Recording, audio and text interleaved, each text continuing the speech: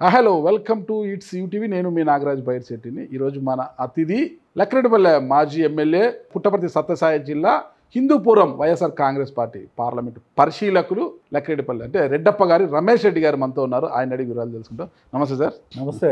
బాగున్నారు కదా? సరే, హ్యాపీగా ఉన్నారు ఇప్పుడు మీరు? హ్యాపీ.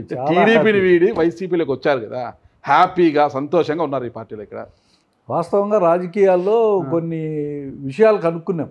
ఓకే. చంద్రబాబు నాయుడు గారు టికెట్ ఇవ్వకుండా ఏ రోజైతే డినే చేసినాడు, ఒక నాయకుని దగ్గర ఇన్ని సంవత్సరాలు పనిచేసిన తర్వాత ఒక నమ్మక ద్రోహం, అది అంతే సింపుల్గా నమ్మక ద్రోహం. అది ఆయన ఇష్టం, టికెట్ ఇవ్వచ్చు ఇవ్వకపోవచ్చు అనేది ఆయన ఇష్టం.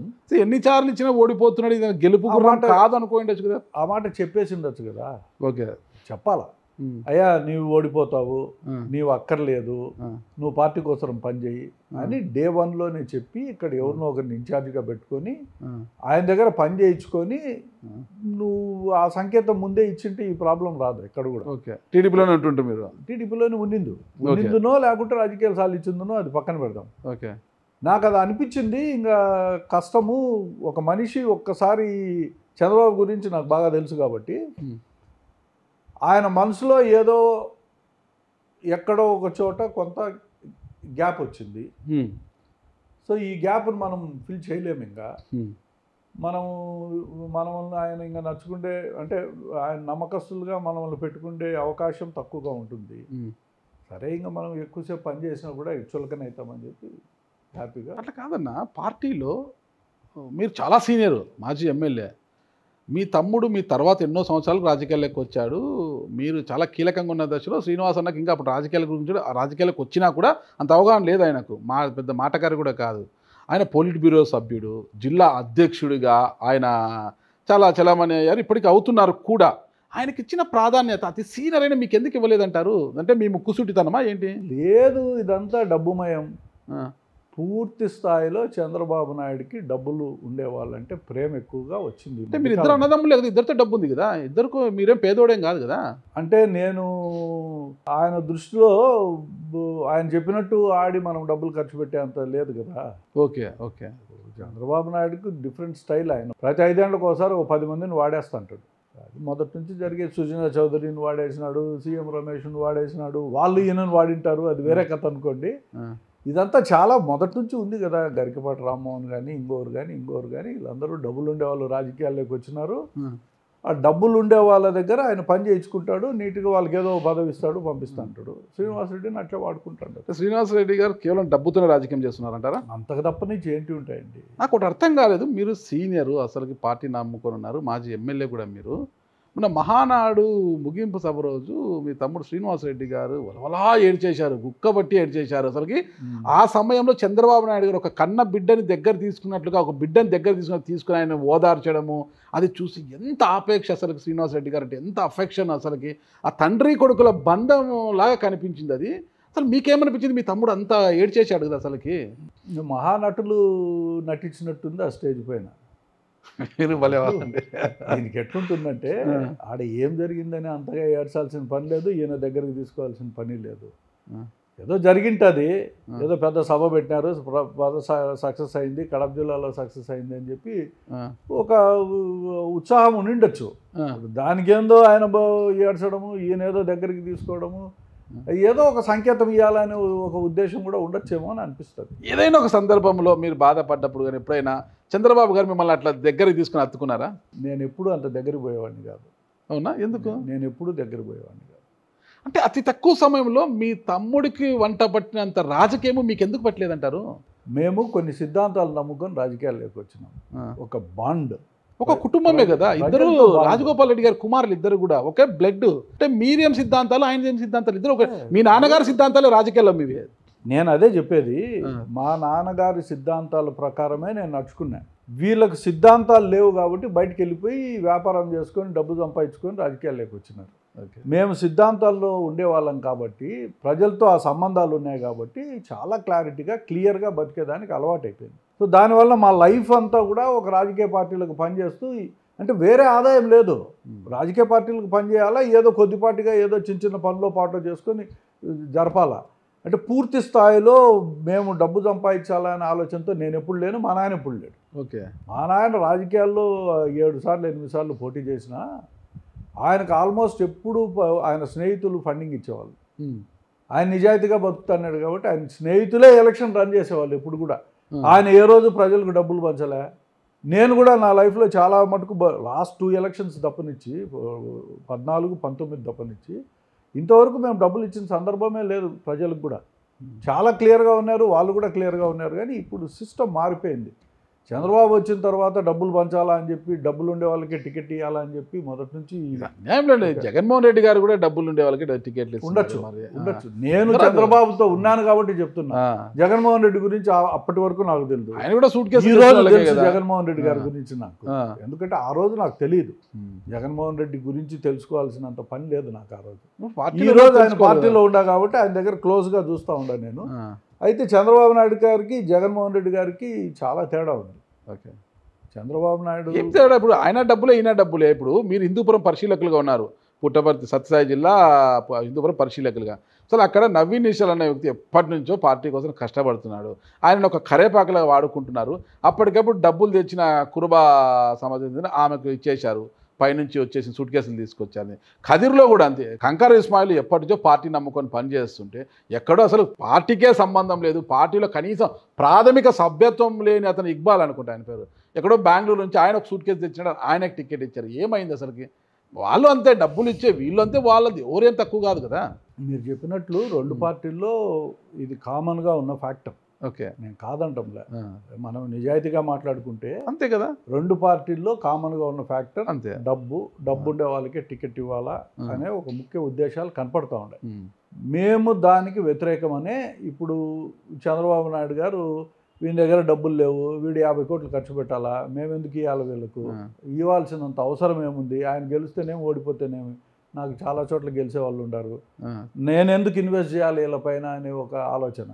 మీ దగ్గర డబ్బులు ఉంటే వచ్చి పోటీ చేయండి అని అంటారు. మీ మెంటాలిటీకి బూర్జువా పార్టీల కన్నా కమ్యూనిస్ట్ పార్టీలు కరెక్ట్ ఏమో కదా? నా మెంటాలిటీకి జనరల్గా కమ్యూనిస్ట్ పార్టీలు కరెక్ట్ వాస్తవంగా. అయితే కమ్యూనిస్ట్ పార్టీలు లేవు కదా, మనుగడ లేదు, మనుగడలో లేవు కాబట్టి. అంటే రాజకీయాల్లో అటాచ్మెంట్ ఉంది. నేను ప్రధానంగా ఒకటి, మా జిల్లా నుంచి జగన్మోహన్ రెడ్డి గారు ఈరోజు రాజకీయాల్లో ఉన్నారు, ఒక ముఖ్యమంత్రిగా పనిచేశారు, ఒక రాజకీయ పార్టీ పెట్టారు. మేము చాలా సంవత్సరాల నుంచి వాళ్ళకు వ్యతిరేకంగానే పనిచేసాం. అవును, కరెక్ట్. సో నాకు అనిపించింది చంద్రబాబు నాయుడు గారు ఈ పని చేసిన తర్వాత నాకు ఇంకా శత్రువులు ఉండకూడదు అని. నేను రాజకీయంగా ఎవరికి శత్రువు కాకూడదు.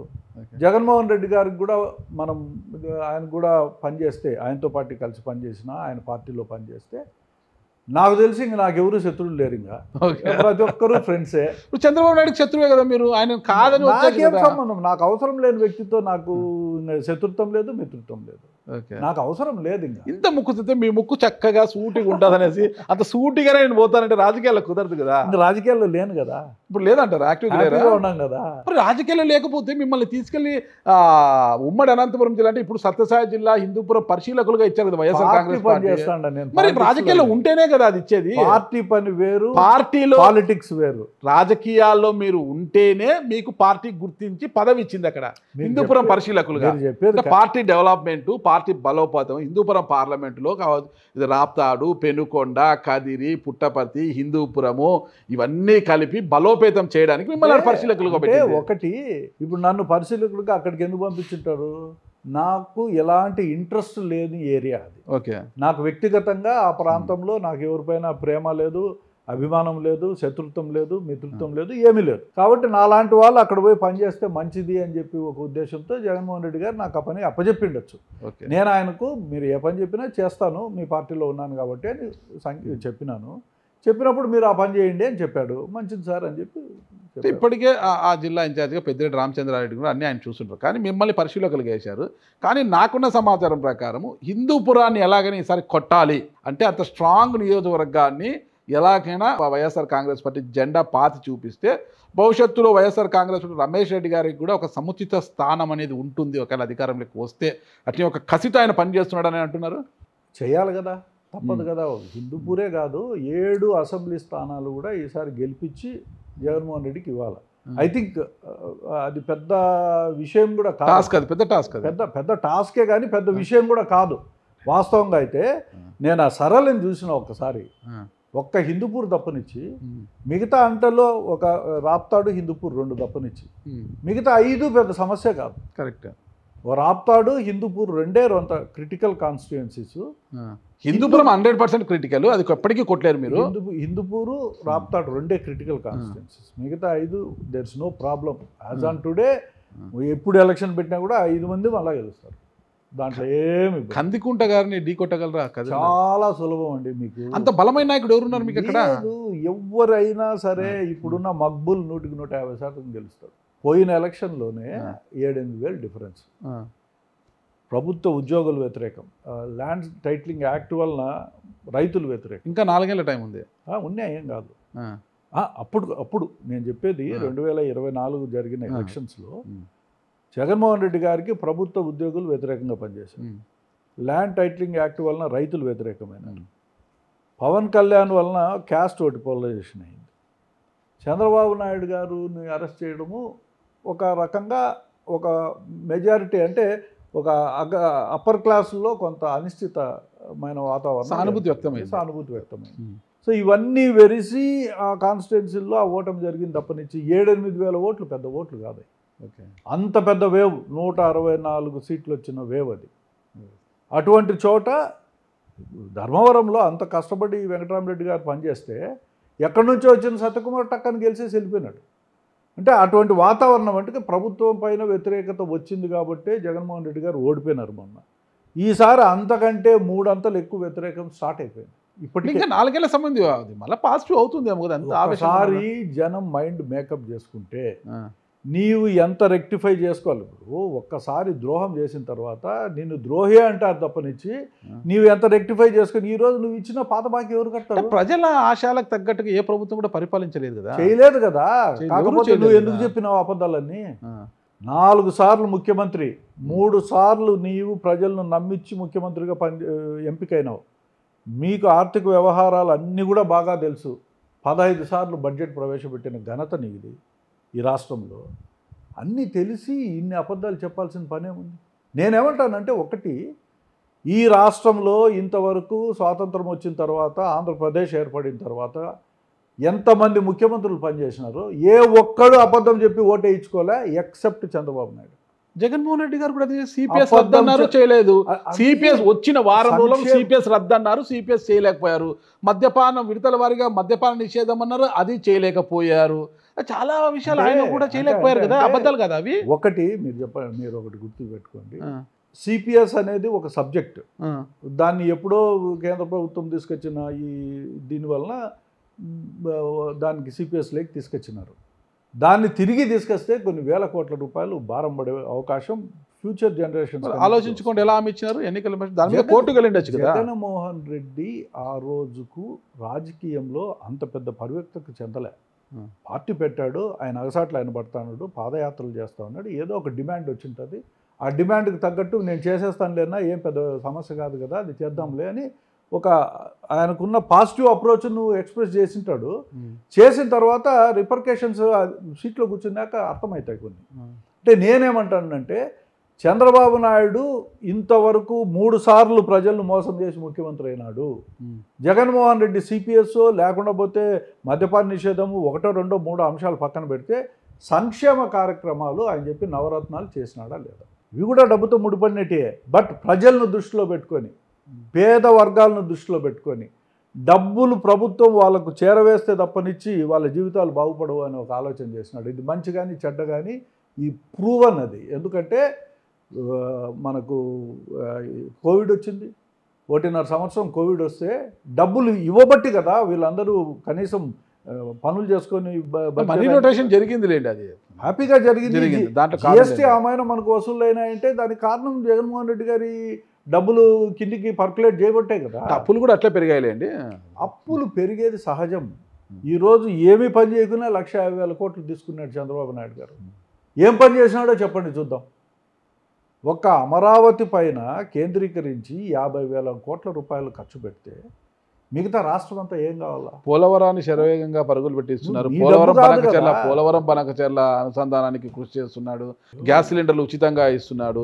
ఆగస్టు 15 నుంచి కూడా ఉచిత బస్సు సౌకర్యము, తల్లికి వందనము చేస్తున్నారు. ఇవన్నీ ఎట్లుంటాయంటే 2014లో నువ్వు ఇచ్చిన రైతు రుణమాఫీ ఏమైంది అని అడుగుతా ఉన్నా. 4-5 విడతలు నువ్వు బాకీ పెట్టిపోయినావు, ప్రజలకు బాండ్ ఇచ్చినావు. అసలు మనకు సిగ్గు మానము లజ్జ ఉంటే మన పాత కమిట్మెంట్ ఒకటి ఉంది, అది రైతులది, ఎంతో కష్టపడి పంటలు పండించే రైతులది. ఆ 4-5 విడతలు నేను ఇచ్చి తీరాల్సిందే అని చెప్పి అనుకునింటే ఈరోజు నిజంగా ఆయన చరిత్రలో హీరోగా మిగిలిపోయారు. ప్రజలకు అవి తెలుదా? ఓట్లేసిన రైతులకి వాళ్ళకి తెలియదా? అందరికీ తెలుసు, తెలిసి మళ్ళీ గెలిపించుకున్నారు కదా. అదే కదా, ప్రజలను మోసం చేసి ఆశ పెట్టి ఈరోజున్న పరిస్థితుల్లో ప్రజలను మోసం చేసి చాలా సులభం అండి. ఎంతకాలం మోసం చేస్తావు ఇట్లా? అయితే చరిత్రహీనుడిగా మిగిలిపోతావు కదా నువ్వు. ఇప్పుడు మిగిలిపోయినావా లేదా? ఇప్పటికి చెప్పు, 4-5 విడతల రుణమాఫీ నీకు చేయాల్సిన బాధ్యత ఉందా లేదా? ఒక ముఖ్యమంత్రిగా నువ్వు ఇచ్చిన హామీ అది, ఏదో ప్రతిపక్షంలో ఉంటే ఇచ్చింది కాదు.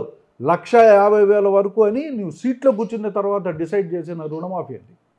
3 విడతలు ఇచ్చి 2 విడతలు ఎగ్గొడితే అసలు నిన్ను నమ్మాల్సిన పని వాస్తవంగా లేదు. కాకపోతే ఇంకా పెద్ద హామీలు ఇచ్చినావు, సూపర్ 6 అన్నావు, అవి మర్చిపోయినావు. డాక్రా మహిళలకు ఏమని చెప్పినావు? మీకు రుణమాఫీ చేస్తా అన్నావు, అది కూడా చేయలే. అందుకే కదా పసుపు కుంకుమ మీద 10,000 రూపాయలు ఇచ్చాడు. అంతే, నువ్వు 10,000 ఇస్తే సరిపోతుందా? మిగతాది ఎవరు కడతారు? నువ్వు ఎందుకు చెప్పాలా? సరే, మళ్ళా నమ్ముదాం ఈసారికి. జగన్మోహన్ రెడ్డి వాస్తవంగా ఎన్నికల్లో మీరు నన్ను నమ్మింటే, నేను ఇచ్చిన సంక్షేమ పథకాలతో మీరు తృప్తిగా ఉంటే, తిరిగి నన్ను చేస్తే నేను ఇదే కంటిన్యూ చేస్తాను అని నేను చెప్తున్నాను కాబట్టి నన్ను నమ్మితే నాకు ఓటేయండి అన్నాను. చంద్రబాబు నాయుడు ఎన్ని పథకాలు చెప్పినాడు దారిలో పోతా. మద్యపాన నిషేధము తెలుగుదేశం పార్టీ ఎప్పటి నుంచో తీసుకొచ్చింది. ఎన్టీ రామారావు గారు సంపూర్ణ మద్యపాన నిషేధం పెట్టాడు. ఈయన వచ్చిన తర్వాత దాన్ని పెంచుకుంటూ పోయినాడు. ఈరోజు బెల్ట్ షాపులు కొన్ని వేల 40-50 వేల బెల్ట్ షాపులు ఈ రాష్ట్రంలో పనిచేస్తుంటాయి, తిరుగుతూ ఉంటాయి. 10 రూపాయలు 20 రూపాయలు ఎక్కువ డబ్బులు వసూలు చేసుకొని తింటుంటారు. ఎక్కడ చూసిన సిండికేట్లు. మీరు డిస్టిలరీ నుంచి దోచుకున్నారు, వాళ్ళు బెల్ట్ షాపులు వాళ్ళు దోచుకుంటున్నారు అనేది బయట ప్రచారం జరుగుతుంది. డిస్టిలరీలోంచి దోచుకున్నారు, ప్రజల దగ్గర నుంచి దోచుకున్నారు, ఇవి కాదు కదా. అందుకే కదా కేసులు. ఇప్పుడు లిక్కర్ మాఫియా కేసులు ఏమైనా పెట్టచ్చు, నా పైన కూడా 4 కేసులు పెట్టచ్చు. దారిలో పోతా అంటే నేను ఈ పలానా వాళ్ళని తిట్టినాను అని చెప్పి ఒక కేసు రిజిస్టర్ చేసుకొని ఎస్ఐ వచ్చి తీసుకోవచ్చు, దానికి సాక్ష్యంగా ఇద్దరిని పెట్టుకోవచ్చు. అది పెద్ద విషయం కాదు ఈరోజు. ఎందుకంటే జ్యుడిషియరీ ఈరోజు ఉంది కాబట్టి కనీసం కొంత నిలబడగలిగే పరిస్థితులు ఉన్నాయి. కానీ రాష్ట్రంలో లేకుండా పోతే భయంకరమైన ఈ అట్రాసిటీస్ మొదలైపోయినాయి. నిన్నటికి నిన్న అనంతపూర్ జిల్లాలో మీరు చూసినారు, ఎక్కడైనా సరే మీరు స్వాతంత్రం వచ్చిన తర్వాత ఇంతటి హేమైన పరిస్థితి ఎక్కడైనా ఉందా? 9 నెలలుగా ఒక బాలికను 14 మంది కలిసి రోజు ఆ అమ్మాయిని వాడుకుంటూ వచ్చారు. ఆ అమ్మాయికి అంతో ఎంతో డబ్బులు ఇచ్చి, డబ్బులు అలవాటు చేసి, బెదిరించి, నువ్వెవరికి చెప్పకూడదని వీడియోలు తీసి ఆ అమ్మాయిని వాడుకొని ఇప్పుడు 8 నెలలు గర్భం వస్తే ఎవరు వీళ్ళు? అంటే పరిటాల సునీతకు చాలా కావాల్సిన వాళ్ళు, ముఖ్యమైన వాళ్ళు కాబట్టి ఈ విషయం బయటికి పొక్కలే. ఏదో సాక్షి టీవీనో సాక్షి పేపరో ఇదేదో కొంత బయటికి తీయగలిగితే ఇమీడియట్గా దానిపైన మేము ఉద్యమాలు చేస్తే నిన్నటికి నిన్న అరెస్ట్ చేస్తారు. ఎంతమందిని చేశారు? 8 మందిని, ఇంకా 6 మంది ఉన్నారు. ఇప్పుడు వాళ్ళు ఎవరో కావచ్చు కానీ ఎవరిని అలా చేయమని చెప్పరు కదా. సుంతమ్మ కావాల్సిన సుంతమ్మ ఏం చెప్పదు కదా అలా చేయమని. చెప్పరండి. వాళ్ళ మనుషులు వాళ్ళ పేరు చెప్పుకుంటారు, పొరపాటు. వాళ్ళ పేరు చెప్పరు కదా. నేను ఒక మాట చెప్తా, మీరు ఇట్లా మా ఊరు ఉంది లక్కిరెడ్డిపల్లె. లక్కిరెడ్డిపల్లిలో ఎక్కడో ఒక చోట ఇట్లా జరుగుతుంది అని నా నాలెడ్జ్కి వస్తుంది, 100% రావాలి. ఎందుకంటే మా ఊరు చుట్కారం ఏం జరిగినా ఎవడో ఒకడు వచ్చి నాకు చెప్తారు. పరిటాల సునీత గారు ఒక పాత సీనియర్ లీడరు, ఆమెకు తెలియకుండా ఏవి జరగడానికి అవకాశం. ఒక మహిళగా కంప్లీట్ చేయండి. తెలుసుకోవాల్సిన బాధ్యత ఆమెకుంది. ఇప్పుడు తెలుసుకునే దానికి అవకాశం లేకుండా పోయే పరిస్థితులు కూడా ఏర్పడినాయి. ఎందుకంటే ఎవరు బిజీ వాళ్ళు విజయవాడలో ఆడ ఈడ మంత్రి పదవుల కోసం తిరుక్కుంటా కూర్చుంటా అంటే ఇక్కడ అడ్మినిస్ట్రేషన్ లేదు. అక్కడ నుంచి టెలిఫోన్స్లో పోలీస్ స్టేషన్లకు మా వాళ్ళు ఏం చేయాలి, అట్టటోళ్ళు కాదు ఇట్లటోళ్ళు కాదు అంటే కేసు పెట్టేవాళ్ళు లేరు. 14 మంది over a period of 1 year తెలియకుండా ఎట్లుంటుందండి? ఏదో ఒక రోజు ఎలా 2 రోజులు తెలుస్తుంది? 3 నాలుగు రోజులు గోడల మధ్య వాళ్ళు చీకటిగా చేసి ఎలా ఎట్లయితే తెలుస్తుంది ఆమెకు? ఎట్లయితే అది చాలా తప్పు. చేసింది ఘోరమైన తప్పు, అది చాలా- క్షమించకూడదు. అది అది వాళ్ళని క్షమించకూడదు. నడి రోడ్డు మీద కాల్చి చంపినా పాపం లేదు. ఉమ్. వాళ్ళని ఉరి కూడా కాదు, నడి రోడ్డు మీద కాల్చి చంపినా పాపం లేదు వాళ్ళని. అలాంటిది అంటే మన చట్టాలు అలా లేవు కాబట్టి మనం ఏం చేయలేము. కానీ దీనికి సునీతమ్మ గారికి ఆపాదించడం ఎంతవరకు కరెక్ట్? ఇది 100% సునీతమ్మ. మీ పార్టీ రాజకీయ ప్రయోజనాల కోసం ఇలా నాకు ఆరోపించకూడదు. నాకు సునీతమ్మ మీదనో తెలుగుదేశం పార్టీ గురించి నేను మాట్లాడడం లేదు ఇక్కడ. ఆ. నేను మాట్లాడేది నీకు వెంకటాపురానికి చాలా దగ్గర ప్లేస్. ఆటోమేటిక్గా నువ్వు తెలుసుకోవాల్సిన బాధ్యత నీకుంది. ఏం జరుగుతుంది చుట్టుపక్కల? ఎవడో వచ్చి మిమ్మల్ని చంపుతా అంటే మీరు కనుక్కోలేకుండారా? మీరు ఫ్యాక్షన్లో లేరా? మీకు తెలియదా ఎంతమంది శత్రువులు ఉంటారో? ఎక్కడెక్కడ ఏం జరుగుతుందో మీరు కనుక్కోకుండానే జీవనం సాగిస్తా అంటారా మీరు? అది ఎట్లయితుంది? ఒక ప్రాంతంలో ఒక చుట్టుకారం మనం ఉండేటప్పుడు ఏదో ఒక చిన్నది జరుగుతూ ఉంది అంటే అది సెన్స్ చేసే శక్తి లేనప్పుడు నీకెందుకు రాజకీయాలు? ఇంకా ఒక దారుణమైన అట్రాసిటీ జరిగింది. అది అసలు భారతదేశంలో ఎప్పుడు జరగలేదేమో ఇంత. 8-9 నెలలు 10 నెలల పొడుగున ఒక అమ్మాయిని నిత్యము ఈ కార్యక్రమాలు చేస్తానంటే ఎంత మానవ మృగాలు అయి ఉండాలి వాళ్ళు. ఈ మానవ మృగాల గురించి ఆ అమ్మాయి ఒకరి మీద చేసింటారా అనుకుంటారా? ఇప్పుడు ఎంతమందినైనా చేసిండొచ్చేమో. ఎవరు భయపడి చెప్పే పరిస్థితులు లేవు. ఇదే వేరే ఊర్లో ప్రజాస్వామ్యం ఉండే ఊర్లో అయితే 5 నిమిషాల్లో బయటకు వచ్చి కేసు రిజిస్టర్ అవుతుంది. ఇక్కడ కాబట్టే కేసు రిజిస్టర్ కాలేదు అని అంటున్నా నేను. అర్థం చేసుకోవాలి మనం కూడా. అక్కడున్న రాజకీయ పరిస్థితులు, భయపడిపోయే పరిస్థితులు. ఒక దళిత అమ్మాయి, వాళ్ళ నాయన లేడు, వాళ్ళ అమ్మకు మెంటల్ రిటార్టెడ్, దిక్కులేని పరిస్థితి. కనీసం పక్కింటోడు ఎదురింటోడు ఇంకోడు ఆనందిస్తూ ఉంటారు చూస్తా. ఎవడే కానీ బయటికి చెప్పేవాళ్ళు లేడు. ఎట్లా పోనీలే, ఏందిలే, ఇది పోనీలే అన్నట్లు. ఎంత దారుణం అది. ఆమెకు తెలుసో తెలియదో పక్కన పెట్టండి, ఆమెకు తెలియకుండా ఆయన మనుషులకు తెలియదా? సార్ మీరు ఎలాంటి న్యాయం చేయబోతున్నారా బాలికి? మేము న్యాయం చేసేది కాదు ఇక్కడ పాయింట్. ఇక్కడ జరిగిన అట్రాసిటీస్ని ఈ ప్రభుత్వం ఎంతవరకు బాధ్యతగా తీసుకుంటుంది. ఈ రోజు కూడా ఆ అమ్మాయిని ఏదో ఒక హోమ్లో పెట్టి ఆర్థికంగా సహాయం చేసి కనీసం మెడికల్ ఫెసిలిటీస్ అన్నీ ఇచ్చి ఆ అమ్మాయికి డెలివరీ అయిన దాకా జాగ్రత్తగా చూసుకోకుండా పోలీసు వాళ్ళు వాళ్ళ కస్టడీలో పెట్టుకోవాలని చూస్తుంటారు ఇప్పటికి కూడా. ఎందుకంటే ఆ అమ్మాయి బయటికి పోతే ఇంకెన్ని పేర్లు చెప్తుందో, ఇంకెంతమందో. ఆ అమ్మాయికి రక్షణ కల్పించి మానసిక స్థితి కరెక్ట్గా ఉంటే ఆ అమ్మాయి ఎన్ని పేర్లు చెప్తుందో. ఏమిటి ఆ ఊరిలో ఉండే పరిస్థితి? ఎందుకు జరిగింది ఇది? ఈ ప్రభుత్వం అధికారంలోకి వచ్చిన తర్వాత జరిగింది అనే నేను అంటున్నా. అంతవరకు ధైర్యం లేదు. ఇప్పుడు మేము ఏం చేసినా సరిపోతుంది. మావాడు చంద్రబాబు ముఖ్యమంత్రి, మా నారా లోకేష్ మంత్రి, మావాడు. మీకు ఇక్కడ అర్థమైందో లేదో? మావాడు అంటే అంటే ఇంత అహంకారం రాజ్యం వెళ్తారు రాష్ట్రంలో.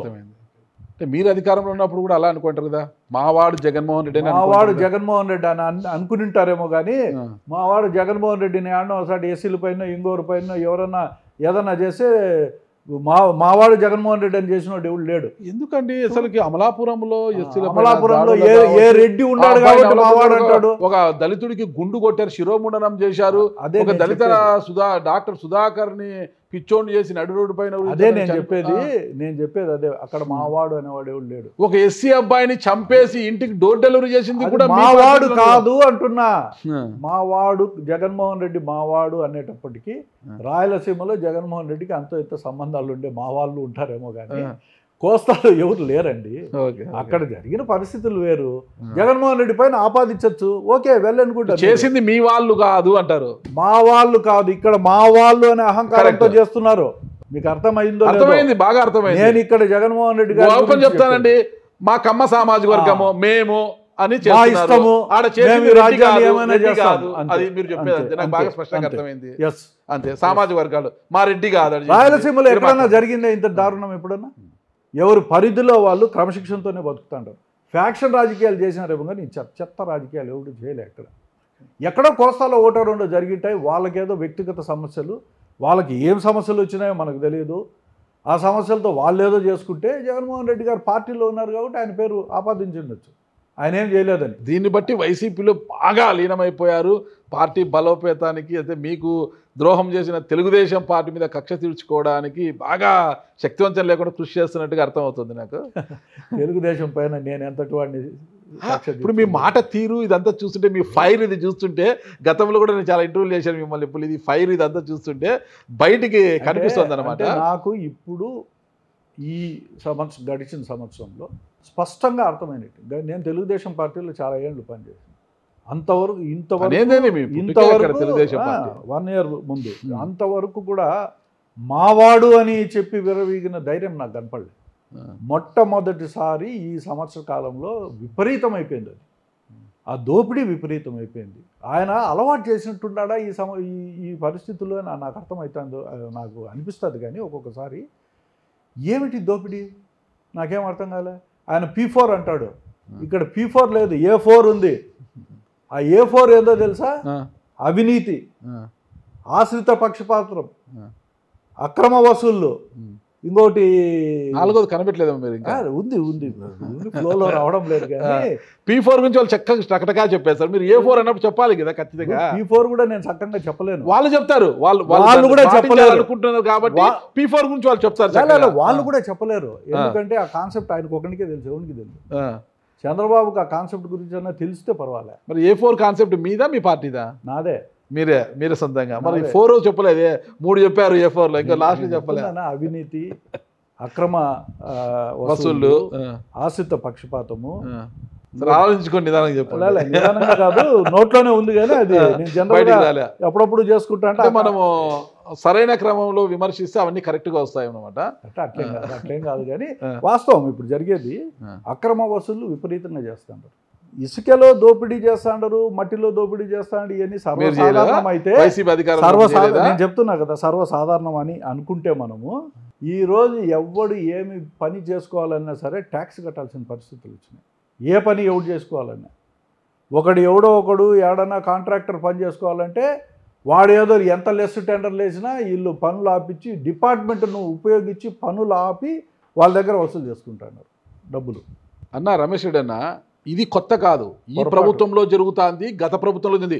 ఇదే కదిరిలో ఒక ఎమ్మెల్యేగా ఉన్న ఒక నాయకుడు, మీ ప్రభుత్వ హయాంలో ఒక ఎమ్మెల్యేగా ఉన్న ఒక నాయకుడు సోలార్ ప్లాంట్ కోసం, ఆడ సోలార్ ప్లాంట్ ఉంది, సోలార్ దాని కింద వర్క్ చేయడానికి వేరే వాళ్ళు వస్తే టెండర్ తీసుకుని వస్తే అక్కడ మెయింటెనెన్స్ కోసము వాళ్ళని మామూలు ఇవ్వలేదు, వాళ్ళని అడిగిన లంచం ఇవ్వలేదని వాళ్ళని పనులు చేయకోకుండా వాళ్ళని ఎనికి తిరిగి పంపిన దాఖలాలు అక్కడ ఉన్నాయి. మేము చూసాం. ఇదే కియా పరిశ్రమ దగ్గర మీ ప్రభుత్వం వైసీపీ అధికారంలో ఉన్న మంత్రి సోదరులు ఇద్దరు కూడా విచ్చలవిడిగా చేశారు. అక్కడ డబ్బులు మొత్తం కూడా ఆడ ఎవరి కాంట్రాక్టర్ వచ్చినాడో వాళ్ళ డబ్బులు పెట్టుకుని విచ్చలవిడి ఉన్న స్క్రాప్నంతా అమ్ముకున్నారు. మొత్తం కూడా జరిగింది ఇదంతా కూడా. కూటమి ప్రభుత్వంలో ఎవరు తక్కువ తినడం లేదు, వైసీపీ అధికారంలో ఉన్నప్పుడు ఏం తక్కువ తినడం లే. ఎవరు దొందే, నీవు నేర్పిన విద్య నీరజాక్ష అనేసి ఎవరికి వాళ్ళు చేసుకుంటారు. మీరు అధికారంలో ఉన్నప్పుడు ఎవరు నేర్పించుంటారు? ముందు రాజకీయ నాయకులే. ఇప్పుడు ఒకటి గుర్తుపెట్టుకుంటే, మీరు కరెక్ట్ గా ఉన్నారని పక్కన వాళ్ళు కరెక్ట్. నేనేమంటానంటే, రాజకీయ నాయకులు గతంలో ఎట్లుండేవాళ్ళు, మీకు ఏదైనా సహాయం చేసి మీ దగ్గర నుంచి లబ్ధి పొందేదాన్ని. ఏదో ఒక వర్క్ ఉంది, నాయన ఈడ మీరు ఎవరు వేయద్దండి, మా వాడికి ఇచ్చినామో మా వాడు వేసుకుంటాడు అని చెప్పి ఒక వర్క్ వేసుకొని అతనికి ఏదో 10 రూపాయలు మిగిలితే మాకు ఎలక్షన్కో పాడు కావాలి కదయ్యా, మీరు అంత డబ్బు తెచ్చింది అని ఒక నానుడి మొదటి నుంచి ఉంది. అది ఎప్పటి నుంచో ఉంది, అది కంటిన్యూ అవుతానింది.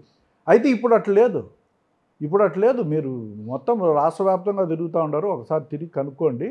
ఈ రోజుకి రాష్ట్రంలో పెట్టుబడులు రాలేదంటే కారణం ఎవరు? చంద్రబాబు నాయుడు. ఇంకెవరు ఏం లేదు. ముందే ఆయన డప్పా కొట్టి చెప్తాడు, జగన్ ఇట్లా చేసినాడు అని చెప్తా. అంటే ఎవడొస్తాడు? మహానాడులో వరాల జల్లు కురిపించారు. దగ్గర జిందాల ఆధ్వర్యంలో ఎన్నిసార్లు కొప్పర్తి ఆయన తెచ్చినాడా? ఆయనకి ఏమైనా సంబంధమా? మరి తెచ్చిన స్టీల్ ప్లాంట్ ఆయనకి ఏమైనా సంబంధం ఉందా? ఆయన ఉన్న స్టీల్ ప్లాంట్ను శంకుస్థాపన చేసి ఏమీ చేయలేని పరిస్థితుల్లో ఎన్నికెళ్ళిపోతే, స్టీల్ పరిశ్రమ ఈరోజు ఉన్న స్థితిలో ఎవరు వచ్చి పరిశ్రమలు పెట్టేదానికి ముందుకు రావడం. ఉర్సా కంపెనీని తీసుకొచ్చారు, ఎక్కడ భూమి కూడా కేటాయించారు ఉర్సాకి. అదంతా అది ఉర్సానో పుర్సానో ఏదో తెలియదు. కానీ దానికి ఉన్న ఫైనాన్షియల్ కెపాసిటీస్ ఏంటి, దానికి ఉన్న ఎలిజిబిలిటీలు ఏంటి, దానికి ఉన్న ఎక్స్పీరియన్స్లు ఏంటి, దాని గురించి ఎవరు మాట్లాడరు. ఏదో ఒక ఉర్సా కొత్త పదం కనపడింది, దాన్ని తీసుకొచ్చి పెట్టినాం, భూములు కేటాయించినాం. ఏంది ఇది? ఎందుకు కేటాయించాలి ఆ భూములు? అట్లా వాడికి చేతనైతే, వాడికి అంత శక్తి ఉంటే, ఇప్పుడు టాటా కన్సల్టెన్సీకో టాటా వాళ్ళకి ఎవరికైనా భూములు మీరు ఇచ్చినారంటే, టాటా ఈరోజు భారతదేశానికి ఎంతో పెద్ద సేవ చేస్తాను. టాటా గ్రూపు ఈ రోజుకు భారతదేశంలో ఎక్కడ ఏది పెట్టినా దాంట్లోంచి లాభాలు అందరికీ పంచుతూ ఉంటుంది. అది ఒక వ్యక్తికి సంబంధించింది కాదు, ఒక వ్యవస్థ. అది టాటాకి ఈరోజు ఇచ్చినామంటే వాళ్ళు 100% కెపాసిటీ ఉండేవాళ్ళు, అక్కడ పెట్టుబడి ఎంతైనా పెట్టగల వాళ్ళు, ఉద్యోగ కల్పన చేసే శక్తి వాళ్ళకు ఉంది అని చెప్పి ఇస్తాం మనం. అవి మర్చిపోయి ఎవడో ఉల్సాలో బల్సాలో పెల్సాలకో తీసుకొచ్చి మన ఇష్టం వచ్చినట్టు మనం పందారం చేస్తామా? రాజకీయాల్లో పెద్ద ఇంట్రెస్ట్ లేదంటూనే పూర్తిస్థాయి రాజకీయాలుగా మారిపోయారు. ఇప్పుడు ఫుల్ టైం వర్క్ అర్థమవుతుంది. మీరు అన్నారు ఒకసారి మీరు పార్టీలో చేరినప్పుడు జగన్మోహన్ రెడ్డి గారు నేను కలవడానికి వెళ్తే ఆయన నన్ను గుర్తుపట్టలేదు అని మీరు అన్నారు నా ఇంటర్వ్యూలో. నాకు బాగా గుర్తుంది. ఇప్పుడు గుర్తుపడుతున్నారు బాగా? ఇప్పుడు ఎందుకు గుర్తుపట్టడు? ఇప్పుడు ఎందుకు గుర్తుపట్టడు? పేరు పెట్టి పిలుస్తున్నాడు, రమేష్ బ్రహ్మాండంగా పిలుస్తాడు. ఇప్పుడు ఎందుకు గుర్తుపట్టడు? 10 సార్లు కలిస్తే గుర్తుపడతాడు కదా. వాస్తవంగా చెప్పండి, మళ్ళా ఎమ్మెల్యేగా పోటీ చేయాలని ఆకాంక్ష ఏ క్వశ్చన్ కూడా మీకు లేదా? లేదు. మనస్ఫూర్తిగా చెప్పండి. నేను మనస్ఫూర్తిగా చెప్తాడా, పార్టీ కోసమే పనిచేస్తా. నేను కంటెస్ట్ చేయాలనే అభిప్రాయం నాకు లేదు. ఇన్విటబుల్ సిచ్యువేషన్ ఏదైనా జగన్మోహన్ రెడ్డి గారు నా నెత్తను పెడితే తప్పనిచ్చి నేను దాని జోలికి పోదలుచుకోలేదు. హిందూపురం పార్లమెంట్ పరిశీలకులుగా ఉన్నారు. నేను అక్కడ మీకన్నా గొప్ప నాయకుడు, మంచి నాయకుడు లేడన్నా నువ్వే పోటీ చేయన్నా హిందూపురం పార్లమెంటు కంటే ఏమంటారు? ఇప్పుడు నేల విడిచి సాము చేసినట్టు ఉంటుంది నా పరిస్థితి. ఎక్కడో బళ్ళారులో ఉండే శాంతమ్మని తీసుకొచ్చి హిందూపురంలో సంబంధం లేకుండా పెట్టారు. పరిశీలకులుగా ఉన్నారు. నాకు ఆ కల్చరే నచ్చదు. నాకు ఇట్లా ఊర్లు ఇసిపెట్టి ఇంకోసారి పోయి పోటీ చేసే కల్చరే నాకు నచ్చదు. బాండ్ అనేది ఇంపార్టెంట్. ప్రజలతో నాయకునికి ఉండాల్సిన బాండ్ ఉండాలి. ఆ బాండ్ లేకుండా మనం ఎక్కడికోసారికి పోయి పోటీ చేసి ఏదో నాకు ఒక పదవి కావాలా, ఆయన అవకాశం ఇచ్చినాడని పోటీ చేయడం తప్పదు. అక్కడ ఉండే వాళ్ళే చాలా గొప్ప లీడర్లు ఉన్నారు. వాళ్ళలో ఒకరు మంచి వాళ్ళు ఉంటారు, నాకంటే గొప్ప వాళ్ళు ఉంటారు. వాళ్ళే పోటీ చేస్తారు. నాకు పెద్ద ఆసక్తి ఏం లేదు. ఇంకా రాయచోట్లో మళ్ళీ శ్రీకాంత్ రెడ్డి గారి గెలుపు కోసం కృషి చేస్తారా? 100%. అయితే ఇద్దరి మధ్య బాగానే ఉంది. బ్రహ్మాండంగా. నేను ఏ రోజైతే శ్రీకాంత్ రెడ్డికి ఓటు వేసినానో ఆ రోజే నేను పూర్తిగా శ్రీకాంత్ రెడ్డికి సపోర్ట్ చేయాలని నిర్ణయించుకున్నాను. అంతే, ఇంకేం లేదు. మీరు 2 సార్లు 3 సార్లు పోటీ చేసి ఓడిపోయారు. టికెట్ వచ్చిన మొదటిసారే అలా గెలిచిపోయాడు. రామప్రసాద్ మంత్రి కూడా అయిపోయాడు. చాలా ఆయన బలవంతుడే కదా. ఆయన బలవంతుడని కాదు, ఇక్కడ ఆయన అదృష్టవంతుడు. ఓకే, ఇప్పుడు బలానికి అదృష్టవంతుడికి చాలా తేడా. అదృష్టం మీకు లేదు. ఎవరికైనా సరే ఒక మొండంతో ఉద్యమం చేయొచ్చు, ఒక ధైర్యశాలితో చేయొచ్చు, ఇంకోతో చేయొచ్చు, కానీ అదృష్టవంతులతో ఎవడు యుద్ధం చేయలేడు. ఇప్పుడు అదృష్టం ఎన్ని రోజులు ఉంటుంది? ఉంటే 4 రోజులు ఉంటుంది, 8 రోజులు ఉంటుంది, 16 రోజులకి అది పోతుంది. ఆయన మంచి అదృష్టంగా ఆయన పార్టీలో కూడా చాలా కీలకంగా వ్యవహరిస్తున్నారు, మంత్రిగా ఉన్నారు. ఎంతమంది దాటిపోయినారండి పార్టీలో, ఎంతో మంది కీలకంగా ఉన్నోళ్ళు. మీ హైవే రోడ్డు కాంట్రాక్ట్ విషయంలో మీకు అడ్డంకులు తగిలాయనా? మీరు రామప్రసాద్ రెడ్డి గారు అంటే పూర్తిగా వ్యతిరేకించి? నాకు హైవేలో వచ్చి కాంట్రాక్టుకు అడ్డం తగిలేది, ఈ అక్రమ వసూళ్ళు, ఇవన్నీ నేను 30 ఏళ్ల నుంచి రాజకీయాల్లో ఉన్నా. నేను ఒక రకమైన చిన్న సైజు కాంట్రాక్టర్ను. నాకు ఇంతవరకు ఎన్నో ప్రభుత్వాలు వచ్చినా, ఎంతో ప్రభుత్వాలు పోయినా, టెండర్లు వేస్తుంటాం, పనులు చేస్తుంటాం, పోతుంటాం. మేము అన్ని లెస్లే వేసేది. ఎక్సెస్ వేసి ఏం పనులు చేసుకునే పాపాన పోలే. ఎవడో వచ్చి ఇట్లా బెదిరించిన వాళ్ళు లేడు, భయపడించిన వాళ్ళు లేడు. డిపార్ట్మెంట్ మమ్మల్ని కాదు, వాళ్ళని బెదిరించి వాళ్ళ ద్వారా డబ్బులు వసూలు చేసుకునే ప్రయత్నం ఎవడూ చేయలే ఇంతవరకు. ఫస్ట్ టైం రామప్రసాద్ రెడ్డి పేరు చెప్పి వేరే వాళ్ళు చేస్తుండొచ్చు కదా. ఈ రామప్రసాద్ రెడ్డి వసూలు చేస్తాడో, ఇంకోడు వసూలు చేస్తాడో, ఇవన్నీ మీకు అన్ని డీటెయిల్స్ చెప్పాలంటే ఇప్పుడు నుంచి చెప్పాల్సిన పని చాలా టైం ఉంది. అంతేనా? అసలు ఏంటి హైవే రోడ్డు కాంట్రాక్షన్ మీకు ఆయనకు మంత్రితో ఉన్న గొడవ ఏంటి? అసలు నాకేం గొడవ ఉంటుంది? ప్రెస్ మీట్లు పెట్టి మరి మాట్లాడారు. అసలు ఇప్పుడు ఏమైందంటే, నేను ఎలక్షన్ ముందర అది టెండర్ వచ్చింది. మేము టెండర్కు నాకు అప్పుడు ఏదో రిజిస్ట్రేషన్ ల్యాప్స్ అయినండి. అయితే నేను మా బంధువులు ఆయన ఉంటే ఆయనకు తెలిస్తే, ఆయన నువ్వు ఇస్తావా అంటే ఇస్తానులే, వేసుకో అని చెప్తే ఆయన పేరుతో వేసిన. 17% లెస్ వేసిన ఆ పని. 17% లెస్ వేసి ఆ పని నాకు వచ్చింది. అది కూడా ఒక 6-7 నెలల తర్వాత వచ్చింది. సరే, అది వచ్చిన తర్వాత స్టార్ట్ చేయాలనుకున్నాము, స్టార్ట్ చేసినాము. ఆ డిపార్ట్మెంట్ను అడ్డపెట్టి ఆ కాంట్రాక్టర్ను బెదిరించాము. అప్పటికే మేము చాలా మొబిలైజ్ చేసి అంతా పెట్టినాము అక్కడ. ఇది మంచి పద్ధతి కాదని కూడా నేను ఆ డిపార్ట్మెంట్కి చెప్పినా, అందరికి చెప్పినా, మీరు ఇట్లా తప్పు చేయొద్దండి, వ్యవస్థ నాశనం చేయొద్దండి. ఇదేంది ఇది, మీరు ఎవరో రాజకీయ నాయకులు చెప్పినారు పని ఆపడం ఎందుకు? పని బాగా చేయించుకోండి, మీ ఇష్టం. ఏ రకంగా కావాలంటే ఆ రకంగా మీరు ఎంత నిఘా పెడతారో అంత నిఘా పెట్టి పనులు చేయించుకోండి. అది పోగొట్టద్దండి, మీ డిపార్ట్మెంట్కి ఉంటే గౌరవ మర్యాదలను పోగొట్టద్దండి అని కూడా నేను చెప్పినా కూడా వాళ్ళకు అర్థం కావడంలో ఏదో మంత్రి మెప్పు పొందాలనే ఉద్దేశంతో పనులు ఆపి ఆ కాంట్రాక్టర్ని పిలిచి బెదిరించుకున్నారు. నన్ను కాదు. దాని వెనక మంత్రే ఉన్నారని మీరు ఎలా ఆరోపిస్తారు? మంత్రే 100% ఉన్నాడని అందరికీ తెలుసు కదా. ఇదేం దాచిపెట్టేది కాదు, అది అందరికీ తెలుసు. అది ఆయన్ను బెదిరించుకొని, ఆయన దగ్గర ఆయనతో మాట్లాడి ఆయన బెదిరించుకొని, ఆయన ఇప్పుడు ఫైనల్గా ఆయన వచ్చి చేసేటట్లు ఒక ఖరారు చేసుకొని ఏదో చేసుకుంటున్నారు. చేసుకున్నారులే, నాకు వచ్చిన నష్టమేంలే. కాకపోతే నేను అప్పటికే అక్కడ మెటీరియల్ అంతా మొబిలైజ్ చేసి పెట్టిన మెటీరియల్ను దౌర్జన్యంగా దొంగతనంగా ఎత్తుకోకపోవడం. దౌర్జన్యం మీద శక్తి ఎవరికి లేదు. దొంగతనంగా అంత బలవంతులా మీరు? నేను బలవంతున్నా కాదో ఈ నియోజకవర్గంలో అందరికీ తెలుసు నా మైండ్ సెట్ ఎంత ఉంటుంది, ఎంత స్ట్రాంగ్ అని. నేనేం కొట్టి చంపినాను, 5 మందిని కొట్టాను అనేది కాదు ఇక్కడ. నేను ఎంత గట్టిగా ఉంటానో నాకు తెలుసు. నాతో పాటు ఈ నియోజకవర్గంలో ఉండే 2,40,000 మందికి కూడా తెలుసు. మీకు కూడా ఎన్నికల్లో బాంబులు వేసుకున్న చరిత్ర ఉంది కదా? అన్ని గతంలో వీళ్ళంతా నిక్కర్లు వేసుకుంటేటప్పుడు, ఇప్పుడు కాదు. వీళ్ళందరూ అప్పుడు సీముడు దుడుచుకుంటా ఇళ్లలో కూర్చొని ఉంటారు. ఆ కాలంలోనే నేనేందో అందరికీ తెలుసు. దానికంతా పక్కన పెట్టండి. అక్కడికి వచ్చి దొంగతనం చేయను మొదలు పెడితే నాకేదో ఫోన్ వస్తే నేనే పర్సనల్గా అడిగిపోయినా. పట్టుకొని 2 ఏట్లు పెరిగి ఎవడు రా ఇది అంటే పలానా వాళ్ళు అని చెప్పి నేను చట్టబద్ధంగా వాళ్ళని తీసుకొచ్చి కంప్లైంట్ ఇచ్చి పోలీస్ స్టేషన్లో కంప్లైంట్ ఇచ్చి. దాడి చేసేందుకు మీ పైన కూడా కేసులు పెట్టారు కదా? నా పైన ఏం కేసు పెట్టాను? దాడి చేశారనేది దాడి కేసు లేదా? నేనేం దాడి చేయలేదు కదా. వాళ్ళని ఎత్తపోయి పోలీస్ స్టేషన్లో అప్పచెప్పిన. ఆ టిప్పర్లను, ఆ జేసీబీని, ఆ మనుషులు వెళ్ళిపోయినారు, పరిగెత్తినారు. సరే అప్పచెప్పినాం.